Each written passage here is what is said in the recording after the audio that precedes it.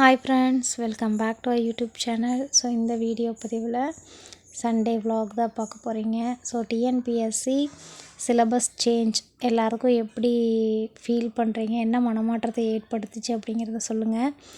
So group 1 எக்ஸாமினேஷனுக்கு கூட வந்துட்டு syllabus change பண்ணிட்டாங்க.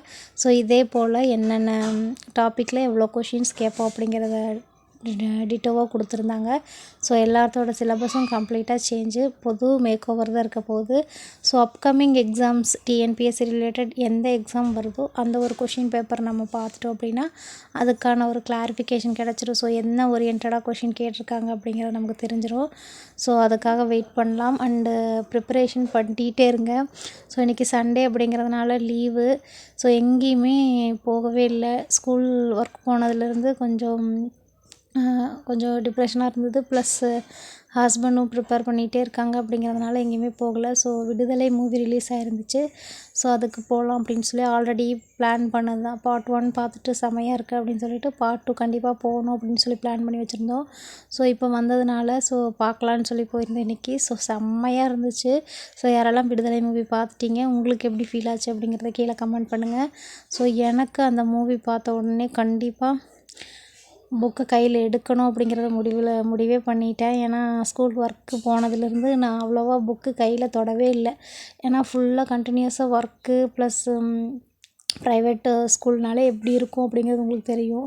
ஸோ அந்த அளவுக்கு பேரியராக இருந்துச்சு ஒர்க்கு. ஸோ ரொம்ப பேக் பெயின், உட்காரவே முடியல. அங்கேயே ஃபுல்லாக நம்ம நின்றுட்டே வர்றோம்.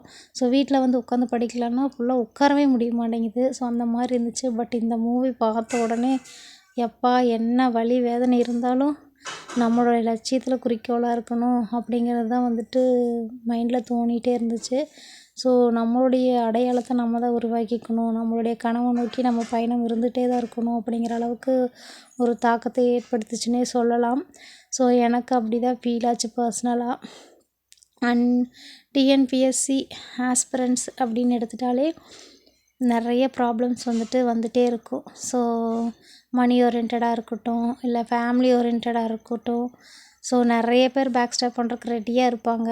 ஸோ அந்த மாதிரி நிறைய விஷயங்களை நம்பி வாழ்க்கையில் ஏமாந்ததுமே வந்துட்டு இருக்குது. ஸோ எதிர்பார்ப்புகளை குறைச்சிக்கோங்க. கண்டிப்பாக நம்ம ஒரு விஷயத்த எதிர்பார்த்துட்டு இருந்தால் இவங்க வந்து நமக்கு செய்வாங்க, இவங்க வந்து நிற்பாங்க அப்படிங்கிற ஒரு எதிர்பார்ப்புகள் நம்ம வாழ்க்கையில் இருந்துச்சு அப்படின்னா, ஒரு விஷயம் அந்த எதிர்பார்த்தது நடக்கலை அப்படின்னா அந்த நேரத்தில் நம்ம ஏமாந்ததை விட நமக்கு வலி தான் வந்துட்டு ஜாஸ்தியாகும்.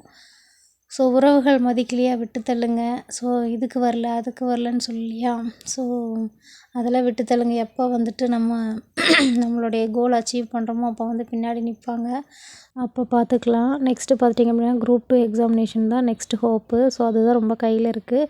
ஸோ அதுக்காக அதையே கண்டினியூஸாக படிங்க அப்படின்னு சொல்லிட்டு அவங்கள புஷ் பண்ணவும் கிடையாது.